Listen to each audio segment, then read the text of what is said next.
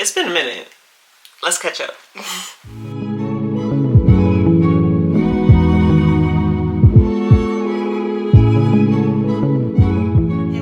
San Diego, welcome to my channel, or welcome back if you are new. If you're not new here, you know that it has been a while since I've been here on YouTube. There's been a lot going on, but if you've been paying attention via shorts or via Instagram, then you know a big part of the reason that I have been MIA, and that is we're having a baby. Yes, a VSG baby is on the way, and I wanted to kind of make a video just to kind of update on that, because I think a little bit of my content is going to be kind of focused on that, not directly on pregnancy. This is not about to be a family channel or anything like that. I'm still going to focus on my weight loss. That will come after the baby, but my next couple of videos might be baby related, so I can't just pop out with baby content without actually announcing that I am pregnant.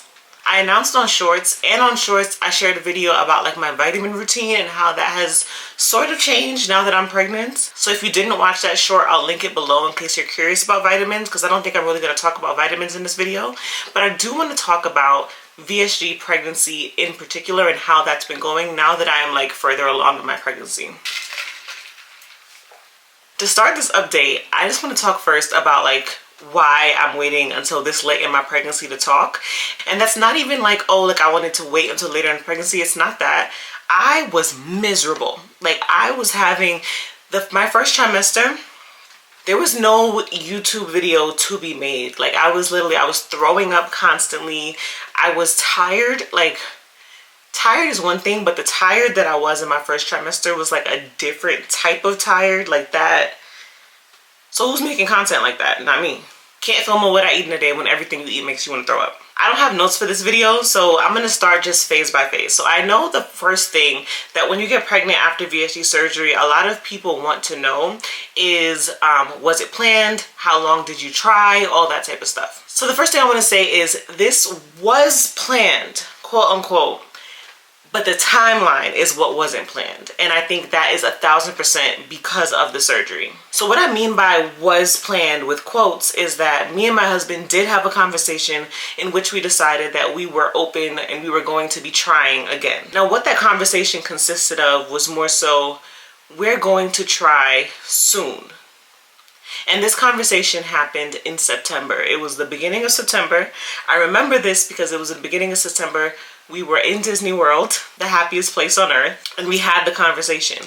At the time, while we were in Disney, I was on birth control. I had just before we left taken the last pill, so this was like during the week where I had my period. And when we came back from Disney, I was to start a new pack. But as I'm getting ready to start a new pack, we had this conversation like, all right, like, should you start a new pack? Like, if we're going to be trying soon, maybe we should start to get the birth control out of your system, right? So keep in mind, this conversation is happening September, like let's say September, it was like around Ryan's birthday, so like September 3rd-ish is when this conversation is happening. Come back from Disney, I don't start a new pack of birth control, and boom, pregnant. Next month's period never came, was already pregnant before the next pack of birth control even started. With Ryan, I had Ryan prior to losing weight.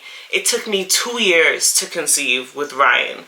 This time around, it happened immediately. Got off birth control. Before I could even get my period, I was already pregnant. I think I found out that I was pregnant like right after Chad's birthday. So he's like mid to late September. So before the beginning of September, decided we were going to try. Before September was even done, I was already pregnant. And they do say that losing weight causes this, like it can make you more fertile than you were prior to losing weight. And I think in my case, that's definitely true. So with getting pregnant so quickly this time, it was planned. So finding out that I was pregnant, it was very much welcomed. We were very excited about it, but it was a bit of a shocker because it was just like, already? But shock or not, we're very much happy. We're excited to be expanding our family. Ryan is excited to be a big sister. Right now, as we speak, I'm sitting in what will be his nursery. Like there's not much going on. Some of this decor is just old decor that was from Ryan's room that we're going to repurpose in here. But yeah, that was finding out that I'm pregnant. Also with finding out, on top of the fact that it happened super early, I found out super early. Like I'm talking, I knew that I was pregnant since I was about 3 weeks pregnant. I knew that I was pregnant before the pregnancy test knew that I was pregnant. Like I took a pregnancy. I took like 2 pregnancy tests before the positive one, and I'm just like, I don't know, like something in me is telling me that this is supposed to be positive, but it kept being negative, and I'm like, I don't know, feel pregnant. And lo and behold, eventually I was. But even with having that feeling, I still had to take like 72 more tests to be sure, because the timing, it just seemed so crazy to me that I would just get off birth control and just automatically be pregnant as somebody who was literally diagnosed. I was diagnosed with unexplained infertility before Ryan, and to go from that to now being pregnant quickly is like mind-blowing to me. Like, I knew weight loss could impact that, but even at the time where I was diagnosed with unexplained infertility, losing weight was never posed to me by my doctors at that time as an option that I had to be able to bypass this diagnosis. They had told me that getting like IVF was the only thing that somebody in my situation could do. And I had actually planned on doing IVF before getting pregnant with Ryan. I have a video on this, but fun fact, with Ryan, we had got diagnosed. They told me that I had unexplained infertility, that I could not get pregnant on my own. I literally signed the papers for IVF, and the way that they had did it was I signed in the office, then they were like, you take this packet home, you think about it some more, and then you bring the packet back the next day to like confirm and like start the paying and all that stuff. So we took the packet home. That same night when I got home, I got a feeling similar to the feeling that I had this pregnancy, where like I feel kind of pregnant. So I took a pregnancy test, mind you, with IVF papers in my hand, having just left the doctor, just having a blood test, just had an ultrasound, everything, where they told me that I had unexplained infertility. Took a pregnancy test when I got home. It looked negative, threw it in the garbage. Later that same day, Chad took the pregnancy test out the trash can and was like, and it was very much positive. I was literally pregnant with Ryan at the appointment where they were telling me that I was infertile. But yeah, I'm getting off topic and I can't breathe. Hold on. So yes, after finding out super early, then we got the pregnancy confirmed. Everything looked good, and then it was really just a waiting game until we could have our first doctor's appointment. Now, something else that I did talk about before here on this channel is that prior to having Ryan, I had another pregnancy in which I went into labor early at 20 weeks, and I was diagnosed with incompetent cervix. Not gonna go too far into that because literally still could barely tell that story without crying, and I want to like keep my mind focused. But with incompetent cervix, if you're not familiar with that condition, it's a condition where your cervix weakens at around 20 weeks and causes premature labor, but usually happening prior to the pregnancy being considered viable. And as a result of that, every pregnancy that I have after that one, I have to get something placed called a cerclage, where they basically take like a knot and tie my cervix closed so that I can hold the pregnancy to full term. I did this with Ryan, and with this pregnancy, around 13 weeks, I had the cerclage placed again. At this point though, I've done it before, so I knew what to expect, so it wasn't a huge deal to me. The only thing is getting their cerclage, like you don't go on bed rest, but you do have to like modify your movement. So like I have to work remotely. I like can't be active. There is no working out. I can barely even like bend to like clean up, and like Chad has to help out a lot as far as like cleaning up around the house, because the bending up and getting up is something that I'm not supposed to be doing. So my movements are very restricted, but the cerclage is in there. It's holding very well and helping me get to full term. So I will do whatever it is that I need to do to make sure this baby is okay, just like I did with Ryan. Like I've done all of this before. But something that, and like to go back to the first trimester a bit, in the first trimester, I had debilitating nausea. Like I was sick every day, all day. It wasn't morning sickness, it was all day sickness, like just constantly sick. And for whatever reason, the only foods that would not make me nauseous in my first trimester were like chicken tenders and french fries. Like that's it. Everything else made me nauseous. And also it couldn't be chicken tenders that I made. Like it had to be from a restaurant, from somewhere else. I could not cook anything. Cooking anything made me feel sick. I had to order food every single day, and it had to be like chicken tenders and french fries. Like that's pretty much what I ate almost every single day. So you match that with also not being able to be active, gonna gain some weight. And the thing that I feel very fortunate about is prior to becoming pregnant, that was something that I had worried about. Like, how was I going to handle gaining weight again after having lost so much weight and then getting pregnant and gaining weight? I did already anticipate that I would not be able to be an active pregnant person, like those that be in the gym lifting and running on the treadmill. Like, I knew I was gonna have to get a cerclage, so I knew that that was never gonna be my story. But the inability to eat healthy, like, I really thought, like, okay, I will at least be able to eat well. No ma'am, no ma'am. At this point in my pregnancy now, I can eat better, but everything makes me tired. So cooking isn't something that I really like doing right now. Although I am like way better at being able to cook than I was in my first in early pregnancy. But yeah, that brings me into weight gain. So I have also got a lot of questions about weight gain. Have you gained weight? How much weight have you gained so far? And I would say that I am more than halfway done with my pregnancy. I'm almost in the 3rd trimester now as I'm making this video. And I have already gained about 40 pounds. And to be 1000% honest, I'm okay with that. I'm okay with the weight gain only because I know, thankfully for me, through having this surgery, through having this platform and like actively teaching myself about weight loss, I know what I need to do to lose weight. And if all else fails, if every tool I have in my toolbox fails, if for whatever reason my restriction fails me after surgery, I will get on them shots. Tools exist for a reason. I will try to not do that at first, especially while breastfeeding. I will not be getting on any sort of GLP-1s while I'm breastfeeding for obvious reasons. And during that time, I will, modify my diet. I'm going to start walking again. Nothing restrictive, because that's actually how I messed my breast milk up with Ryan, was trying to like lose weight while I was in the breastfeeding phase. And that like completely depleted my milk supply trying to lose weight. So I'm not going to actively try to lose weight. I'm just going to eat better and move a little bit more. Nothing extreme during that phase.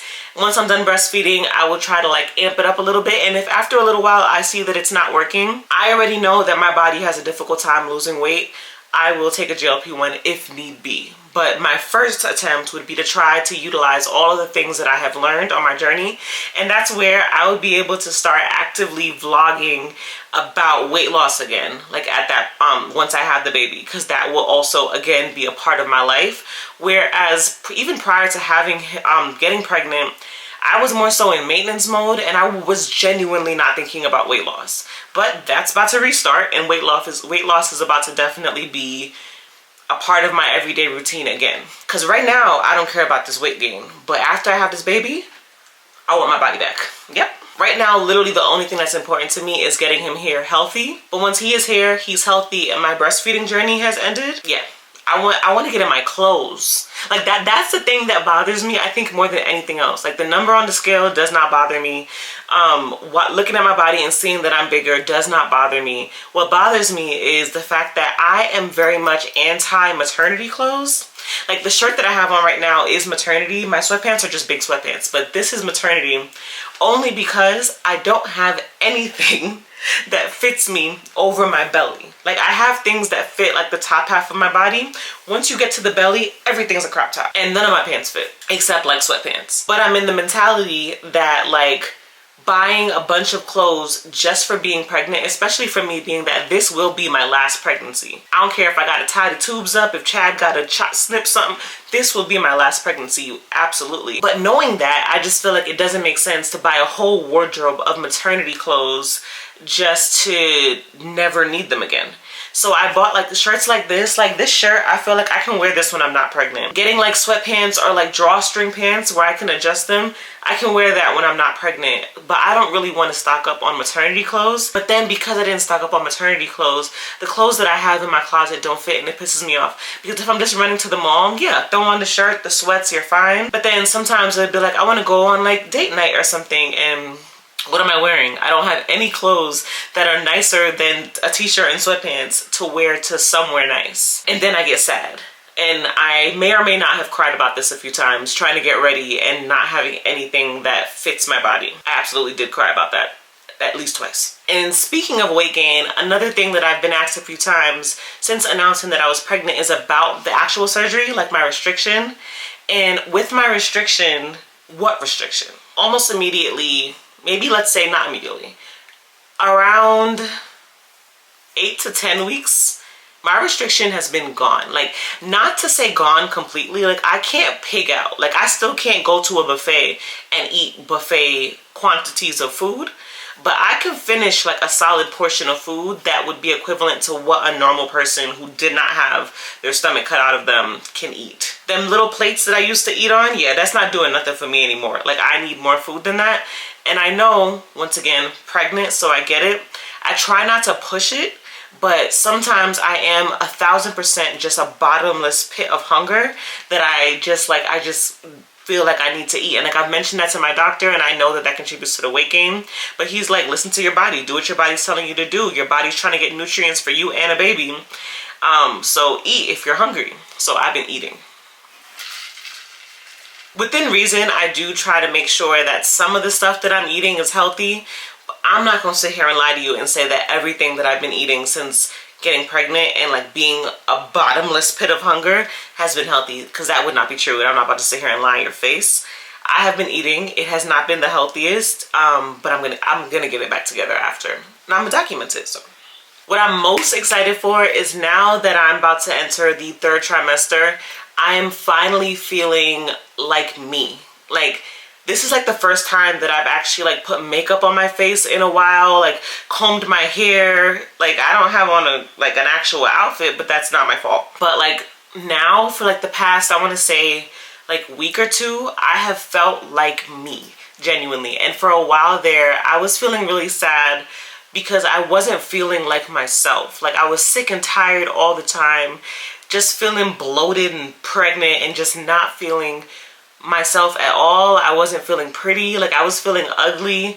Like, Chad had to keep reassuring me that I was still pretty, because I did not feel that way at all. Like, I was like beating myself up so bad about the way that I was looking. The majority of that wasn't even that I was actually ugly, and it was really just that I needed to comb my hair, because I wasn't combing my hair, to be honest. It's just, I have the cerclage, so I don't go to work in person anymore. I work at home. I don't really go anywhere other than the supermarket, because I'm not supposed to be up and at it like that much. So because I wasn't really going anywhere, I had no reason to really get dressed up. Although I used to be the type of person who would get up and like pull myself together even if I was going nowhere. And now, like, that I'm feeling better, like I don't feel sick really anymore. My energy levels are back. Like, now I'm actually starting to pour back into myself and at least like put my hair in a proper ponytail. It's allowing me to start to really feel like myself again, and I'm grateful for that. I just realized that I did have some notes that I wanted to talk about. Most of these I already hit. Something else I wanted to bring up is at 17 weeks, 15 or 17 weeks, I took the, no, it's 15 weeks. I took the early gestational diabetes test. I did that with Ryan as well. With Ryan, I was high risk because of my weight. This time, I'm considered high risk because of my age. I'm 34 now, but by the time the baby's born, I might be 35. Likely I won't be, but because of the cutting closeness of my age, I'm considered high risk for that now, which is interesting because I'm actually not high risk because of my weight for like the first time ever, but I am high risk because of my age. So they gave me the early gestational diabetes test and I passed. And that's exciting for me because with Ryan, I failed the early one and the second one. Like, I failed both diabetes screeners. This one, I have another diabetes screener scheduled for next week. I don't think I'll make a full YouTube video about that, but I'll definitely like do a little mini vlog on Instagram. So follow me on Instagram if you're not, for more updates, because I definitely post more over there. It's just easier and I'd be out of breath. But yes, I'm taking the second one. I don't have any expectations. I understand that gestational diabetes, it happens when it's gonna happen. So I'm going into there hopeful that I'm all clear, but like, we'll see. But I passed the first one, so that's a good sign. But I will be taking the repeat next week. And after that, it's really just gonna start the countdown to the baby coming. I mentioned that I'm sitting in the room that is gonna be his room right now. As of right now, I have purchased very little for this child. Like, I have purchased on my own maybe 4 onesies. That's it. Everything else in this room right now was given to me either through like those free registry boxes, like Babylist and Amazon have registry boxes, or I have a neighbor who just had a baby too, who her son now, he just turned 1. So she gave me a few things, or some stuff that I had left over from Ryan. That's all that's in this room right now. I'm actually going to show you the room because I think eventually I'll do a video decorating this nursery. Let me know if that's something that you would want to see, because I'm trying to be, once I have this baby, I'm trying to be Bob the Builder. Like, I want to really like do some construction in here. And I've been watching some videos because, like I said, I don't go anywhere, so I'd be bored in the house. And since I'm bored in the house all the time, watching people do like home renovation videos has been really interesting for me. So I've been watching a lot of those. So now I'm fully convinced that I can be a construction worker. Let me show you this room real quick. All right, so right now Ryan's old bed is still in the room. I'm actually leaving this here. She has a new bed that's in her room now. This was the bed she was on before. And it just didn't make sense to me to get rid of the bed, being that eventually he would go into a twin bed. So what I'm gonna do is I'm gonna leave the twin bed here and then just put the crib on this side of the room. On the bed, I have what little I have of him for him already. Just like a few little onesies. Some of these, like this one, came for free in that baby welcome box.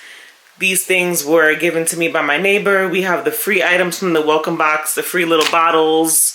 So all of this was free from the welcome boxes. And then over here is just a lot of this stuff was like passed down either from Ryan or like my friend's kids. Same thing over here. This mirror was Ryan's. This dresser was Ryan's.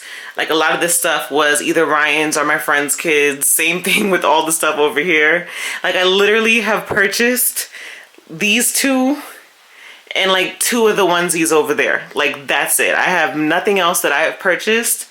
Everything else was given to me or free from a welcome box.